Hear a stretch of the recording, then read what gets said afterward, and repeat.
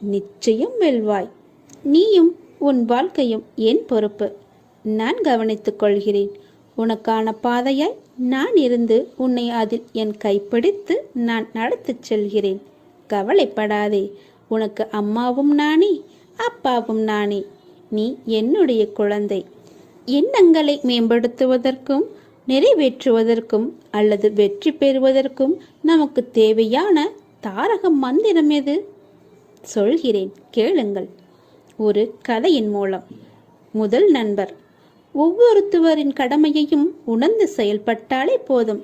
அதற்கு உண்டான பலன் எதிர்பார்க்காமல் எளிதில் கிடைத்துவிடும்.